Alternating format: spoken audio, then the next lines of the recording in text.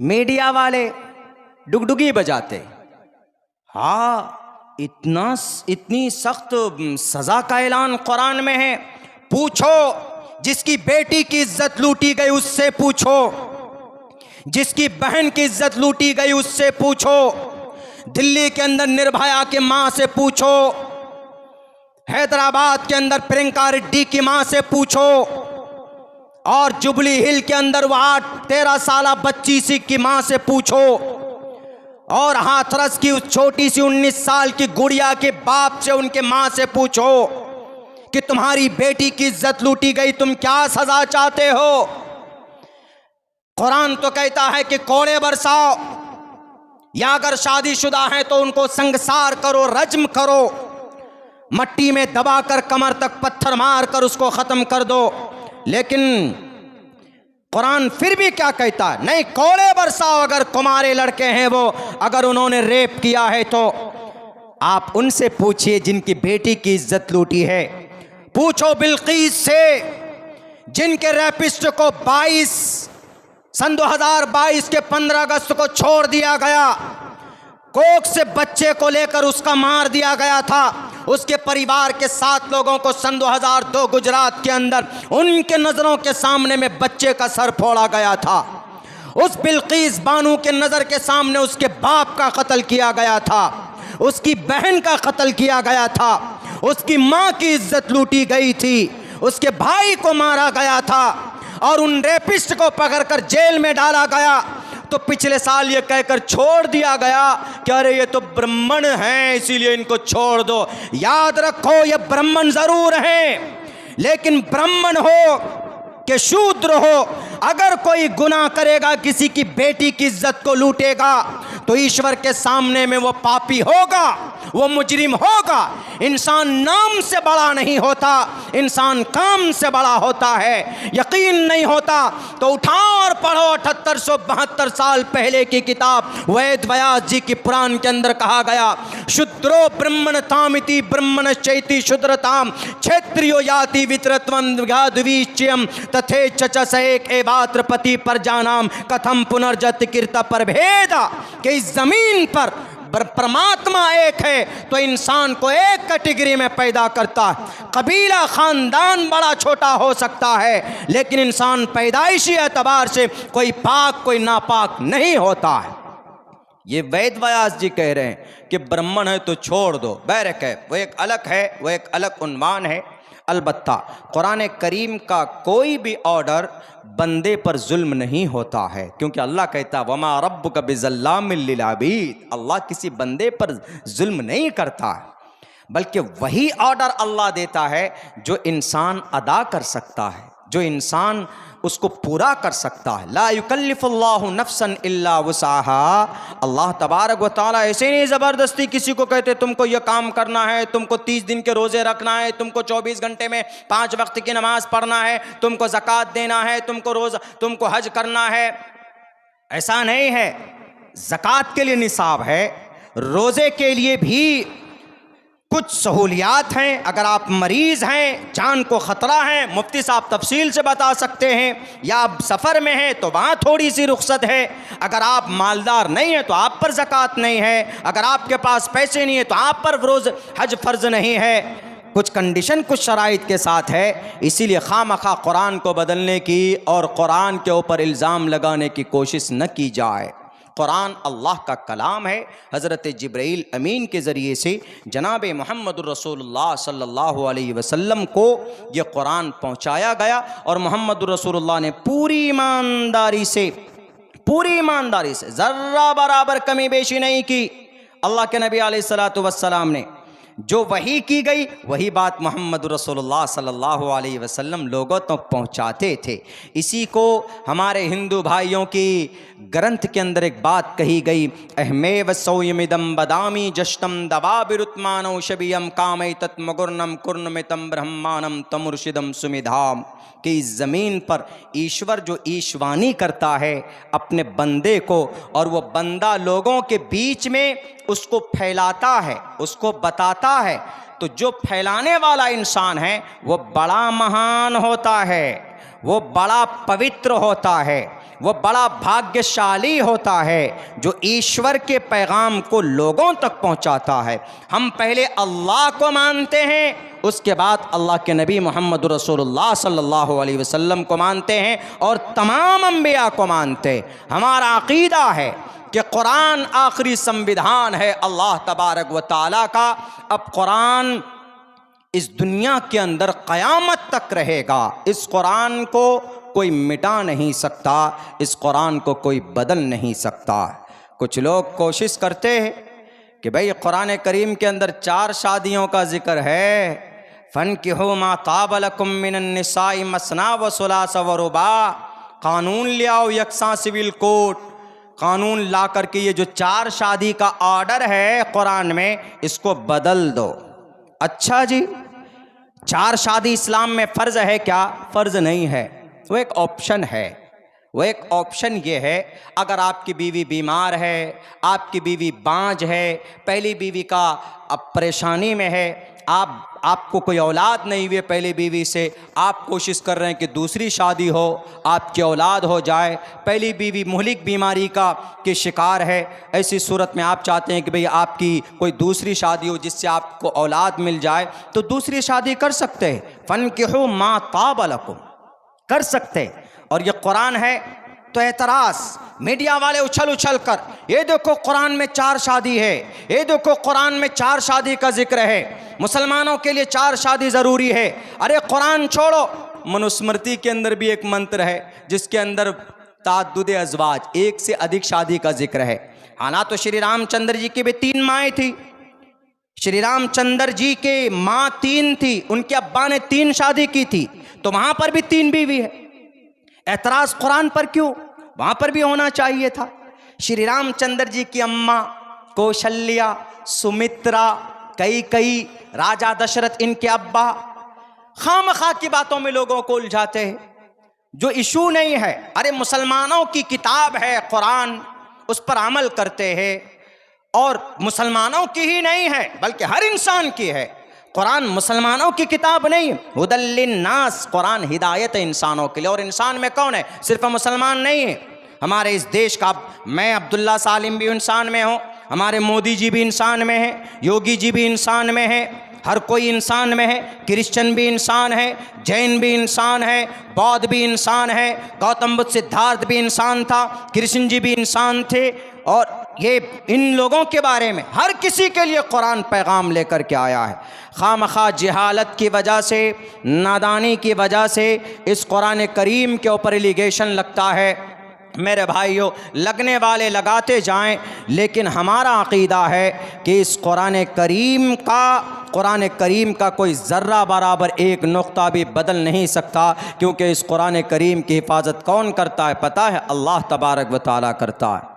तौरात, ज़बूर, इंजील की हिफाजत अल्लाह ने नहीं की तो तब्दीली हो गई, बदल दिया गया। लेकिन कुरान एक ऐसी किताब है, अल्लाह इसकी हिफाजत खुद करता है। अल्लाह ने कहा कुरान में, इन्ना नहनु नज़्ज़लना ज़िक्र व इन्ना लहु लहाफ़िज़ून, हमने इस कुरान को उतारा और हम ही इस कुरान के मुहाफ़िज़ हैं। हमने उतारा, हमें मुहाफ़िज़ है, हम इस कुरान को मिटने नहीं देंगे। कौन कह रहा है? कोई प्राइम मिनिस्टर नहीं कह रहा, अल्लाह कह रहा है। अंग्रेज जब आया था तो मुसलमानों की जमात आती थी लड़ने के लिए, तो अंग्रेज ने कहा इन मुसलमानों को ताकत कहाँ से मिलती है, ज़रा पता करो। किसी ने कहा कि इनके पास कुरान है, और ये जब कुरान की तिलावत करते हैं तो इनकी रूहानी ताकत मजबूत होती है और ये फिर सामने आ जाते हैं, फिर ये किसी से डरते। तो अंग्रेज़ ने कहा कि कुरान को मिटा दो। तकरीबन 3 लाख कुरान के नुस्खे मदरसों से निकाल कर जला दिए गए। 3 लाख कुरान के नुस्खे, 3 लाख। ये मदरसा कासिमुल उलूम, इसी तरह का एक मदरसा दिल्ली में था। वहाँ एक मौलाना हाफिज साहब, कारी साहब थे। उन्होंने कहा कि अंग्रेज़ कुरान जलाना चाहते हो, लो इस ताक में भी, इधर भी निकाल कर दिया, कहा लो जला दो। कहा रे तुम तो कुरान को छुपाते, तुम जला क्यों रहे हो? उसने कहा कि कुरान का मुसव्वदा है, ये कुरान का मुसव्वदा है। कहा तो इसको बचा कर रखो, तुमको छुपाना चाहिए था। तुम कह रहे हो कि जलाओ, मैं तो जला ही रहा हूं, तुम्हारा कुरान को ख़त्म करना चाहता हूं और ख़त्म करूंगा। मौलाना साहब ने कहा कि कुरान को तुम नहीं मिटा सकते अंग्रेज, कम अकल जाहिल आदमी, तुम कुरान के नुस्खों को जला सकते हो, कुरान के मुसव्वदों को आग के हवाले कर सकते हो, लेकिन कुरान मिटेगा नहीं, जलेगा नहीं। कहा कैसे? कहा इधर आओ। एक बच्चे को लाया, बच्चे को कहा कि बेटा चल पढ़ कुरान करीम। मदरसे का छोटा बच्चा हाफिज था, 10-12 साल की उम्र रही होगी। उस बच्चे ने पढ़ना शुरू किया, अलिफ लाम मीम ज़ालिकल किताबुल ला रैब फी, दूसरा पारा सयक़ुलुस सुफ़ा, तीसरा पारा तिलकर रुसुल, चौथा पारा लन तना, पांचवा पारा वल मुहसनात, छठा पारा ला युहिब्बुल्लाह, सातवां पारा इज़ा समिअू। इसी तरह पढ़ते पढ़ते 8, 9, 10, 11, 12, 13, 30 पारा और लास्ट में मिनल जिन्नति वन नास। अंग्रेज देखकर दंग रह गया। कहा ये क्या पढ़ रहा था? कहा ये पूरा कुरान सुना दिया, आपको पता भी नहीं चला। कहा कि मेमोरी कहाँ फिट है इसका, रिकॉर्ड कहाँ? कहा रिकॉर्ड कहाँ? इसके दिल में और इसके दिमाग में कुरान है। तब वो अंग्रेज तौबा करता है, वो कहता है कि मैं कुरान के मुसव्वदों को जला सकता हूं, लेकिन यकीनन इस कुरान की हिफाजत अल्लाह करता है, जो इन बच्चों के दिलो दिमाग में अगर ऑपरेशन करके भी देखो तो नजर नहीं आएगा। यह है इन्ना नहनु नज़्ज़लना ज़िक्र व इन्ना लहू लहाफ़िज़ून। हमने इस कुरान को उतारा, तौरात अल्लाह ने उतारा है, ज़बूर को भी अल्लाह ने उतारा, इंजील को भी अल्लाह ने उतारा, उनसे पहले और भी सहीफ़े उतारे, लेकिन अल्लाह तबारक व तआला ने किसी सहीफ़े की हिफाजत की जिम्मेदारी नहीं ली। लेकिन जब कुरान की बारी आई तो अल्लाह के नबी से कहा कि ए नबी ज़्यादा जल्दी मत पढ़िए। अल्लाह के नबी जल्दी जल्दी पढ़ते थे। शुरू में जब जिब्राइल कुरान लेकर आते थे, वही नाजिल होती तो अल्लाह के नबी जल्दी पढ़ते। तो अल्लाह तबारक व तआला ने कहा कि ए मोहम्मद जल्दी मत पढ़िए, आप बोलेंगे नहीं। क्यों? ला तुहर्रिक बिही लिसानक लिताजल बी इन्ना अलैना जमअहु व कुरआना। आप जल्दीबाजी मत कीजिए, तेजी तेजी में मत पढ़िए। अरे इसको जमा करना, इसको पढ़वाना, ये सब माई रिस्पॉन्सिबिलिटी, मैं अल्लाह हूं ना, मेरी जिम्मेदारी। घबराना मत। पार्लियामेंट में बैठकर कानून पास करने वालों, कुरान के खिलाफ बनाओ जितना कानून तुमको बनाना हो, और तुम्हारा ये कानून भारत के संविधान के खिलाफ है। हम मुसलमान हैं, गर्व से कहते हैं, शान से बोलते हैं, हमारा ईमान कुरान पर है, हमारा आस्था कुरान पर है। लेकिन इसका ये मतलब नहीं है कि तुम अगर कुर्सी इख्तिदार पर बैठे हो तो हमारे कुरान के खिलाफ, शरीयत के खिलाफ कवानीन लाओगे यकसा सिविल कोड की शक्ल में। तुमने कुरान को समझा नहीं है, तुमने कुरान को पढ़ा नहीं है। इस कुरान करीम को पढ़ो, समझो, तो दुनिया की तकदीर बदल सकती है। अगर अज़्ज़ानियत व अज़्ज़ानी जैसे हुक्म पर अमल हो जाए तो जिना जैसी मुहलिक बीमारी, जिना जैसी बड़े जुर्म का खात्मा कैसे हो सकता है? अगर कुरान के हुक्म पर अमल किया जाए तो जिना जैसे मुहलिक अमराज और जिना जैसे बड़े जुर्म का खात्मा हो सकता है। क्योंकि जिना से बचने का अल्लाह ने रास्ता भी बताया है। क्या?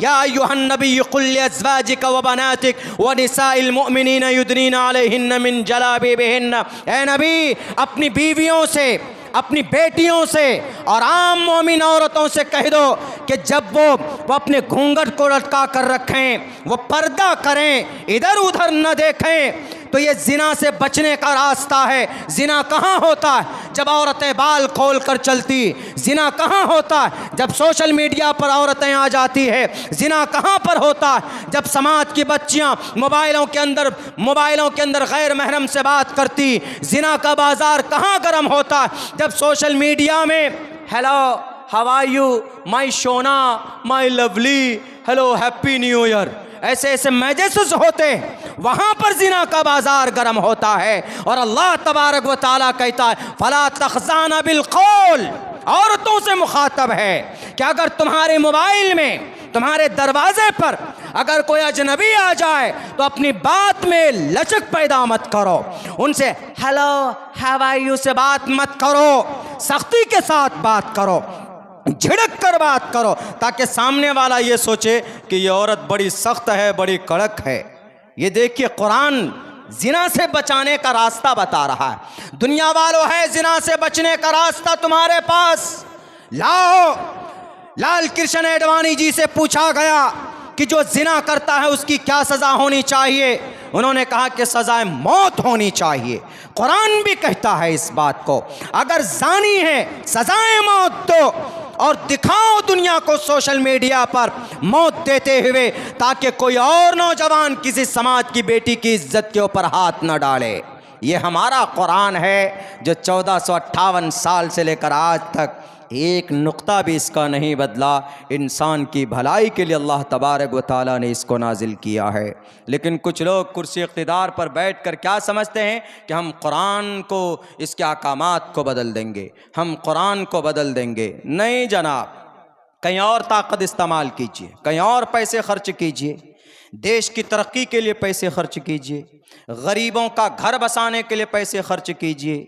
नहीं, एक मंदिर का निर्माण उद्घाटन क्या हो रहा है, अच्छी बात है, आपका आस्था है, अक़ीदा है, हम हर किसी के अक़ीदे का एहतराम करते हैं। लेकिन अक़ीदा दुनिया के अंदर सबसे बेस्ट और अच्छा किसी का है तो वो इस्लाम का और मुसलमानों का है। एक ही अक़ीदा हमारा, एक ही अल्लाह है। बांग्लादेश के मुसलमान से पूछिए, हाउ मेनी खुदा are there in your faith, तुम्हारे अकीदे में कितना खुदा है? वो कहेगा एक अल्लाह। कलिमा क्या है? ला इलाहा इल्लल्लाह मुहम्मदुर रसूलुल्लाह। श्रीलंका के मुसलमान से पूछो कि कितने खुदा को मानते, कहेगा ला इलाहा इल्लल्लाह मुहम्मदुर रसूलुल्लाह। अरब के मुसलमान से पूछो, जापान के मुसलमान से पूछो, चाइना के मुसलमान से पूछो, इराक़ के मुसलमान से पूछो कि भाई तुम्हारा नबी कौन, आखिरी नबी कौन और तुम्हारा अल्लाह कौन? हर कोई कहेगा ला इलाहा इल्लल्लाह मुहम्मदुर रसूलुल्लाह। और दूसरे लोगों के खुदाओं से पूछो, भारत के अंदर कोई और खुदा है उसी मज़हब का, भारत के अंदर खुदा और श्रीलंका में खुदा बदल जाता है, खुदा ही बदल गया। नहीं, मैं दलील के साथ बोलता हूँ, हमारे सनातन धर्मी भाई भारत के अंदर रामचंद्र जी को परमात्मा खुदा मानते हैं, हालांकि खुदा नहीं, वो मर्यादा पुरुषोत्तम थे। मर्यादा पुरुषोत्तम सत्यवती राम रामाय नमः। सीता राम की पूजा मत करो, बल्कि ईश्वर की पूजा करो। राम जिसको पूजता है उसकी पूजा करो। श्री रामचंद्र जी ने सीता अपनी बीवी को कहा। भारत के अंदर हिंदू भाई रामचंद्र जी को खुदा मानते, श्रीलंका में चले जाइए वहां राम को राक्षस मानते हैं श्रीलंका के लोग, वहां रावण को खुदा माना जाता, हालांकि वह भी सनातन धर्मी है वहां पे। वाह, खुदा बदल गया। हमारा सिर्फ एक ही कहना है कि दुनिया का सबसे बेहतरीन संविधान, बेहतरीन किताब अगर किसी के पास है वो हमारे पास है, कुरान करीम की शक्ल के अंदर है। अल्हम्दुलिल्लाह, हमारा कुरान, पूरी दुनिया का कुरान ले आइए एक जगह, एक नुक्ते में फर्क नहीं पाएंगे आप, एक नुक्ते में। कुरान तो दूर की बात है, कुरान को अलग कीजिए, हदीस ले आइए आप, हदीस की किताब। हदीस की किताब पता है, सबसे बड़ी हदीस की, मोतबर हदीस की असाए सित्ता में से भी बड़ी किताब बुखारी है, उसकी भी हिफाजत होती है, हदीस की भी हिफाजत होती। हालांकि हदीस डायरेक्टली अल्लाह तबारक व तआला ने नहीं कहा कि मैं इसकी हिफाजत करूंगा, अल्लाह के नबी की पूरी जीवनी और सुन्नत अहादीस के अंदर मौजूद है, लेकिन अल्लाह तबारक व तआला ने उसकी भी हिफाजत की है। मिसाल के तौर पर एक हदीस पढ़िए, बुखारी की सबसे पहली हदीस है, वो मशहूर हदीस है, इन्नमल अमालु बिन्नियात वाली हदीस है। इन्नमल अमालु बिन्नियात, अमाल का दारो मदार किस पर है? नीयत पर है। नीयत अच्छी है तो आमाल आप जो करते हैं उसको सवाब मिलेगा। मैंने ये हदीस 31 निस्बत से जनाब मोहम्मदुर रसूलुल्लाह से मैंने पढ़ी, मैं गिनाता हूँ, लिखिए, नोट कीजिए। जैसे कुरान की हिफाजत अल्लाह करता है, हदीस की भी हिफाजत अल्लाह करता है। मैंने ये हदीस अल्लाह के नबी से पढ़ी, बीच में वास्ता 31 वास्तों के साथ हमने यह हदीस जनाब मोहम्मद रसूलुल्लाह से पढ़ी। हमने पढ़ी यह हदीस मुफ्ती सईद अहमद साहब पालनपुरी रहमतुल्लाहि अलैह, दारुल देवबंद के शेख थे। कोरोना के ज़माने में उनका इंतकाल हुआ और बहुत आसान करके पढ़ाते थे, उनका दर्स बहुत मकबूल था उनके ज़माने में। हमने यह हदीस मुफ्ती सईद अहमद साहब से पढ़ी, उन्होंने मौलाना फ़खरुद्दीन अल्लामा इब्राहिम बलियावी से, उन्होंने शेखुल इस्लाम हुसैन अहमद मदनी से, उन्होंने अल्लामा अनवर शाह कश्मीरी से, उन्होंने शेखुल हिंद मुफ्ती महमूद हसन देवबंदी रहमतुल्लाहि अलैह से, उन्होंने हुज्जतुल इस्लाम मौलाना कासिम नानोतवी से, मौलाना कासिम नानोतवी ने शाह अब्दुल गनी से, शाह अब्दुल गनी मुजद्दिदी से, उन्होंने शाह मोहम्मद इसहाक़ देहलवी से, उन्होंने सिराजुल हिंद शाह अब्दुल अजीज़ मुहद्दिस देहलवी से हदीस पढ़ी, और उन्होंने अपने अब्बा मोहतरम मुस्नदुल हिंद शाह वलीउल्लाह मुहद्दिस देहलवी से यह हदीस पढ़ी, और उन्होंने यह हदीस ज़करिया, उन्होंने यह हदीस शेख अबू ताहिर कुर्दी से पढ़ी, उन्होंने इब्राहिम कोरानी कुर्दी से पढ़ी, उन्होंने कुशासी से पढ़ी, उन्होंने शन्नावी से पढ़ी, उन्होंने रमली से पढ़ी, उन्होंने ज़करिया अंसारी से पढ़ी, उन्होंने हाफिज़ इब्न हजर अस्क़लानी से पढ़ी, उन्होंने तन्नोखी से पढ़ी ये हदीस, और उन्होंने तन्नोखी ने हज्जार इब्न सोहना से पढ़ी, उन्होंने ज़बीदी से पढ़ी, उन्होंने अबुल वक्त से पढ़ी, उन्होंने दाऊदी से पढ़ी, उन्होंने इब्न हमूया से पढ़ी, उन्होंने फिरबरी से पढ़ी, और उन्होंने फिरबरी ने मोहम्मद बिन इस्माइल बिन इब्राहिम बिन मुगीरा बिन बर्दिस बतल जोफ़ी अल अमानी इमाम बुखारी से पढ़ी, और इमाम बुखारी ने शेख हुमैदी से यह हदीस पढ़ी, और शेख हुमैदी ने इस हदीस को सुफियान से पढ़ी, और शेख सुफियान ने यहया बिन सईद अंसारी से पढ़ी, उन्होंने मोहम्मद बिन इब्राहिम से पढ़ी, और मोहम्मद बिन इब्राहिम ने सहाबी रसूल हज़रत अलक़मा बिन वक्कास लैसी रज़ी अल्लाह ताला अन्हु से पढ़े, और हज़रत अलक़मा बिन वक्कास ने हज़रत उमर फ़ारूक से पढ़ी, और उमर फ़ारूक फरमाते हैं समिअतु रसूलुल्लाह सल्लल्लाहु अलैहि वसल्लम यक़ूल अलल मिंबर इन्नमल अमालु बिन्नियात, अमाल का दारो मदार नीयत पर है। 31 निस्बत के साथ ऐसे ही हमारे उलमाए किराम की अहादीस की के वास्ते मौजूद है, निस्बतें मौजूद है। कुरान तो दूर की बात है जनाब, हदीसों की भी हिफाजत अल्लाह तबारक व तआला करवाते रहते हैं। बात करते हैं लोग, और खामखा ये भी इल्ज़ाम लगता है कि इन मदरसों के अंदर कुछ नहीं, इन मदरसों के अंदर सिर्फ मौलाना बनाया जाता, सिर्फ मौलाना बनाया जाता। कुरान पढ़कर क्या सिर्फ मौलाना बनता है? कुरान करीम पढ़ने वाले क्या सिर्फ मौलाना बनते? जैसे हज़रत ने अभी बताया कि कुरान पढ़कर, हदीस पढ़कर, मदरसे में पढ़कर सिर्फ आलिम बनता है और वो कुछ नहीं कर सकता। मेरी तकरीरें कुरान और साइंस के ऊपर मौजूद है। अभी 10 तारीख को, ये 9 तारीख को मैं आसाम में था। उसी आसाम में एक इंजीनियर साहब मुझे छोड़ने के लिए एयरपोर्ट जा रहे थे। उन्होंने कहा कि मौलाना आपने तकरीर में ये बात कही कि हमारे सोलर सिस्टम में 8 जो ग्रह है हमारे सोलर सिस्टम में, तो उसके अंदर ग्रह का नाम आपको याद है? हमने कहा कि हाँ याद है। मैंने ग्रह का नाम बताया। ग्रह का नाम जैसे सूरज है, चांद है, वीनस है, जुपिटर है, वगैरह वगैरह। ये पृथ्वी भी है उन्हीं में से। तो हमने कहा कि ये, बोला हाँ आपको तो याद है। उन्होंने कहा कि मौलाना ये सब चीज़ों के ऊपर हम तहकीक क्यों नहीं करते? हमने कहा कि तहकीक क्यों नहीं करते? हमने कहा कि वीनस को किसने खोज कर बताया? बताओ तो ज़रा, वीनस जो एक ग्रह है, इसको कौन खोज कर निकाला? बोला हमें मालूम नहीं। हमने कहा कि इब्न हैसम ने दूरबीन के ज़रिए से वीनस ग्रह को खोज कर दुनिया को बताया। और पता ये इब्न हैसम कौन थे? ये इब्न हैसम कुरान पढ़ना जानते थे, मकतब में इन्होंने तालीम हासिल की थी, ये इब्न हैसम।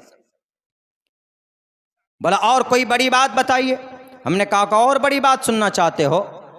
अरे और बड़ी बात यह कि चश्मे की ईजाद इब्न हैसम ने की है। इब्न हैसम, ब्रेड हर्डली की किताब है 336 सफ़े की, द नॉलेज ऑफ ऑप्टिक्स, पढ़ो पता चलेगा। शेख हुसैन इब्न अली सीना, हाफिज कुरान, जिनकी किताब पढ़कर एमडी डॉक्टर बनता है, जिनकी किताब पढ़कर लोग MBBS बनते हैं। हाफिज कुरान, अंग्रेजी में कोई बात करता है तो तुर्रम खां समझते हो। अंग्रेजी जुबान सीख लेने से कोई तुर्रम खां नहीं बनता। जुबान सीखना कोई बड़ी बात नहीं है।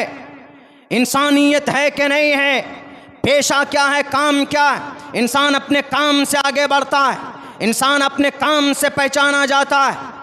इंसान बॉडी से, इंसान कपड़ों से नहीं पहचाना जाता।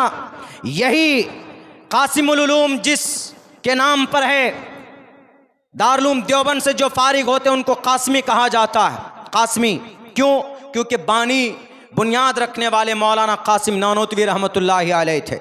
मौलाना कासिम नानोतवी, कासिम नाम है, नानोता उनके गांव का, कस्बे का नाम है। कासिम नानोतवी इसलिए कहा जाता है उनको। जैसे मैं अब्दुल्ला सालिम कासमी, मैं अब्दुल्ला सालिम कासमी दारुल उलूम देवबंद से मेरी फरागत हुई। जैसे मुफ्ती साहब हैं कासमी हैं, और मौलाना साहब हैं मज़ाहिरी हैं, जो सहारनपुर से फारिग होता मज़ाहिरुल उलूम से उनको मज़ाहिरी बोलते हैं, जो नदवे से होता उनको नदवी बोलते हैं।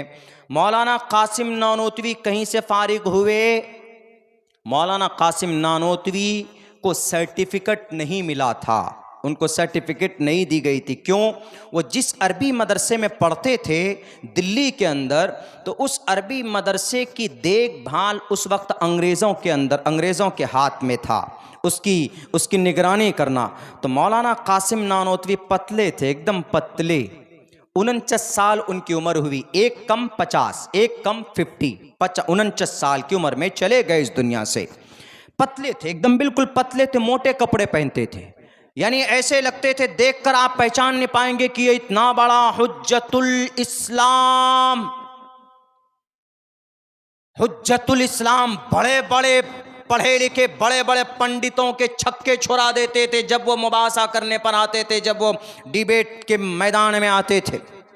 पंडित दयानंद सरस्वती तो नाम सुनकर भागता था कि कासिम नानोतवी आ रहा है, तो एक जगह से दूसरी जगह टपला बजाता था, भाग जाता था। बहुत पतले थे, बहुत पतले। लेकिन कासिम नानोतवी, पता है उस मदरसे में जहाँ से उनको सर्टिफिकेट मिलना था, उस मदरसे में अंग्रेज़ था।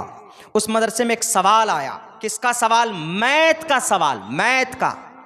मैथ जिसको हिंदी में, उर्दू में क्या बोलते हैं? हिसाब बोलते हैं, हिसाब व किताब। अरबी में बोलते हैं क्या उसको? फलयक्तुब बैनकुम बिल अदल। कुरान में मैथ का जिक्र कुरान में, आश्चर्य की बात नहीं, हमारा कुरान व अल्लाह हर चीज़ को बयान करता है। फिर पता है जब वो सवाल आया मैथ का उस इस पे स्टेज पे, तो मेरे भाइयों पूरे मदरसे में शोर हो गया। एक ऐसा सवाल है जो किसी से हल नहीं हुआ, किसी ने सॉल्व नहीं किया। मौलाना कासिम नानोतवी आए, देखा। मौलाना कासिम नानोतवी, मौलाना अब्दुल रशीद गंगोही दोनों साथी थे, दोनों एक हफ्ते के आगे पीछे से मदरसे में आए, पूरी तालीम हासिल की। तो मौलाना कासिम नानोतवी ने देखा, फौरन उसके ऊपर उस हल करके भेज दिया। अंग्रेज ने कहा कि हाउ ब्रिलियंट, कैसा how sharp minded this guy and this boy. ये लड़का इतना ज़हीन है कि 6 दिन से जो मसला हल नहीं हुआ है वो चंद सेकंडों में हल कर दिया। बुला कर लाओ, कौन है कासिम? मौलाना कासिम बुलाए गए। अंग्रेज कहता है कि Qasim we will offer you, हम तुमको ऑफर दे रहे हैं। तो मौलाना ने पूछा, कहा कुछ हिंदी विंदी जानता होगा वो अंग्रेज़। तो मौलाना कासिम ने पूछा कि क्या ऑफ़र देना चाहते हो? अंग्रेज़ ने कहा कि भाई हम तुमको हायर करना चाहते, तुमको जॉब देना चाहते, तुमको डीएम के ऑफिस में जॉब देना चाहते। डीएम जहाँ कलेक्टर बैठता, जज बैठता है, डिस्ट्रिक्ट का सबसे बड़ा ओहदा डीएम का होता है। डीएम उसको कलेक्ट्रेट बोलते हैं, सेक्रेटरेट बोलते हैं। तो कहा कि तुमको नौकरी देना चाहते। कहा क्यों? कहा कि तुम बहुत ज़्यादा ज़हीन हो। तो मौलाना कासिम समझ गए कि अगर मैं नौकरी करूंगा तो इसका नौकर बन जाऊंगा। इसीलिए मौलाना उस मदरसे को छोड़कर निकल गए, मदरसे से सर्टिफिकेट नहीं ली। इसीलिए मौलाना कासिम नानोतवी कोई लक़ब किसी मदरसे का नहीं लगता है उनके नाम के आगे। मदरसा वक्त से पहले छोड़ करके आ गए थे, ये भी वजह बताई गई है। तो पता है मौलाना कासिम नानोतवी क्या जवाब देते हैं? देखिए, मौलाना कासिम कहते हैं कि अंग्रेज़, ये जो तुम डीएम की ऑफिस सेक्रेटरेट की बात करते हो, पता है ये सेक्रेटरेट किसने ईजाद किया? कहता है कि किसने ईजाद किया? चला आ रहा। कहा कि ये सेक्रेटरेट ईजाद करके दुनिया को देने वाला डीएम जहां बैठता है, डिस्ट्रिक्ट के अंदर जो सेक्रेटरेट होता है, समाहरणालय होता है हिंदी में बोलते हैं, ये इसकी ईजाद, इसकी शुरुआत उमर फारूक रजी अल्लाह ताला अन्हु ने की। पुलिस स्टेशन की शुरुआत उमर फारूक रजी अल्लाह ताला अन्हु ने की। MP MLA शहर में आता है, आपके हल्दिया में आ जाए कोई बड़ा नेता, कोई शराबी और कबाबी, कोई फासिक और फाजिर, तो उनके लिए क्या है? उनके लिए सर्किट हाउस है। सर्किट हाउस सरकारी मेहमानों की मेहमान खाना। ये सर्किट हाउस की शुरुआत दारुर रफ़ीक के नाम पर उमर फ़ारूक रज़ी अल्लाह ताला अन्हु ने की। आज जो फ़ौजी कैंपस है, फ़ौजी कैंपस की शुरुआत उमर फ़ारूक रज़ी अल्लाह ताला अन्हु के तरफ से की गई। आज जो ब्लॉक है, आज जो रजिस्ट्रार ऑफिस है, इनकी शुरुआत उमर फ़ारूक रज़ी अल्लाह ताला अन्हु के तरफ से है। वह अलग बात है कि हमने बोलना छोड़ दिया, तारीख़ बयान करना अगर हमने छोड़ दिया है तो हकीकत दफन नहीं हो सकती।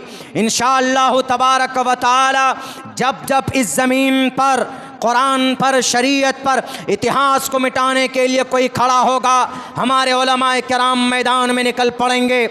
हम अगर मदरसों के ऊपर ज़्यादा वक्त देते हैं, मदरसों में बच्चों को कुरान की तालीम दी जाती है, तो इसका ये मतलब नहीं है कि हम देश के संविधान को नहीं जानते। इसका ये मतलब नहीं है कि हम सूरह फातिहा याद कराते हैं तो हमें भारत के संविधान से हमें मोहब्बत नहीं है, भारत का संविधान हम नहीं जानते। मेरे भाइयों, आज ये कॉन्सेप्ट बनाया गया, आसाम के अंदर 1282 मदरसे बदल दिए गए। आसाम के अंदर उससे पहले 900 मदरसे बदल दिए गए, सिर्फ इस बुनियाद पर कि इन मदरसों में कुरान की तालीम होती, इन मदरसों के अंदर टोपी और दाढ़ी वाला होता है, इन मदरसों के अंदर सफ़ेद कुर्ता और पैजामा वाला होता है, इनको कुरान और हदीस के अलावा कुछ नहीं नज़र आता। याद रखो, भारत के अंदर नफ़रत परस्तों की जमात हो, तुम्हारे दिमाग में भूसा भरा हुआ है। अगर ये उलमा की जमात न होती, अगर हमारे उलमा मदरसों से न निकलते, तो अंग्रेज़ का खुला मुकाबला अगर किसी ने किया है, हमारे उलमा किराम की जमात ने की है कि नहीं की है? बताओ ज़रा कि कौन था अंग्रेज़ के ख़िलाफ़ मैदान में? सबसे पहले बंगाल मुर्शिदाबाद का नवाब सिराजुद्दौला आया 1755-57 के अंदर। 1799 के अंदर शेर मैदान, शेर हिंदुस्तान टीपू सुल्तान मैदान में आया। जब 1799 में टीपू सुल्तान शहीद होता है तो अंग्रेज़ इस देश पर काबिज़ हो जाता है, अंग्रेज़ अय्याशी करता है, अंग्रेज़ इस देश को लूट कर बरतानिया लेकर जाता है, इंग्लैंड लेकर जाता है। उस अंग्रेज़ के सामने खड़ा होने की ताकत किसी में नहीं थी। आज जो कुर्सी पर बैठे हैं, आज जो दिल्ली में बैठे हैं, अनाप शनाप बातें मदारिस के ताल्लुक़ से, मसाजिद के ताल्लुक़ से बोलते हैं, ये उनकी जहालत है, ये उनकी नफ़रत है। वरना हकीकत तो ये है कि जब अंग्रेज़ पूरे आन बान शान के साथ इस देश में काबिज़ हो चुका था, उस वक्त उस अंग्रेज़ को ललकारने के लिए मौलाना सैयद अहमद शहीद बरेलवी रहमतुल्लाहि अलैह, सैयद शाह इस्माइल शहीद तकरीबन 51 लोगों को लेकर 1831 में बालाकोट की पहाड़ी पर आकर उनका मुकाबला करते हैं। उसके बाद फिर होता क्या, उलमाए किराम 1857 में यही मौलाना कासिम नानोतवी रहमतुल्लाहि अलैह शामली के मैदान में अंग्रेज़ का मुकाबला करता है। मदरसे से पढ़कर निकलने वाले, याद करो, अगर मदरसा ना होता तो शाह अब्दुल अजीज़ ना होते, जिन्होंने अंग्रेज़ को भगाने के लिए, उनसे इस देश को पाक करने के लिए जिहाद का फतवा दिया था।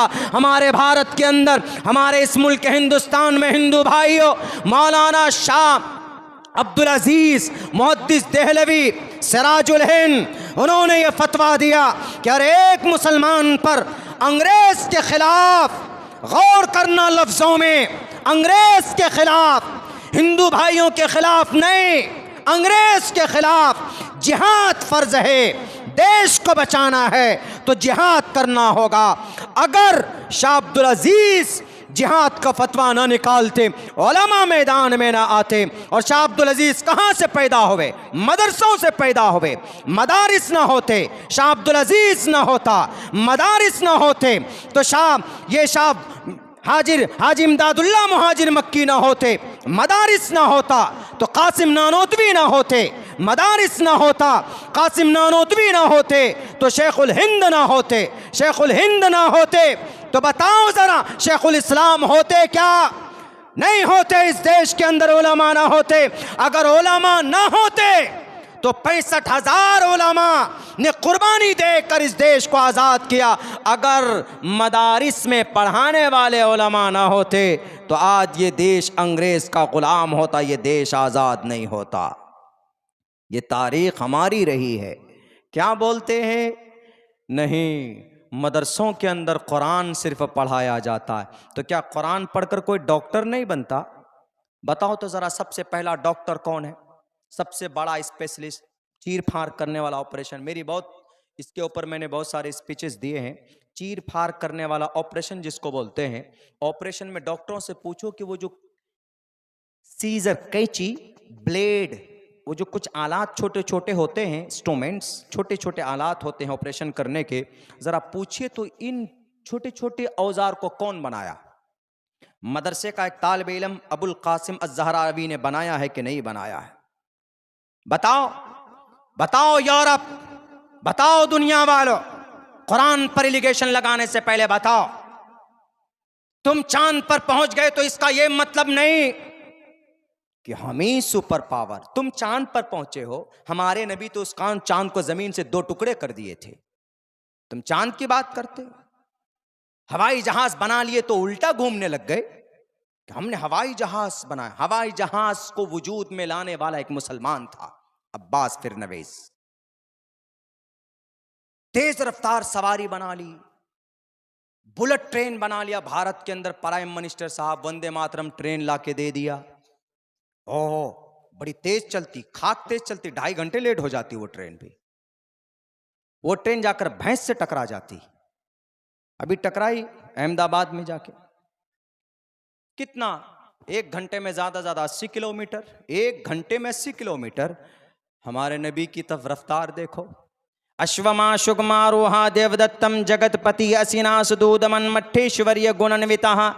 आपकी किताब में मेरे सनातन धर्मी भाइयों, हमारे नबी इतनी तेज रफ्तार सवारी पर बैठे कि आज तक क्या कयामत तक कोई माए का लाल उससे ज्यादा तेज रफ्तार सवारी नहीं बना सकता। वो क्या है? वो बुर्राक है जिस पर अल्लाह के नबी बैठकर कहां गए? ये तो चांद पर पहुंच गए। तो हम चांद पर पहुंच गए।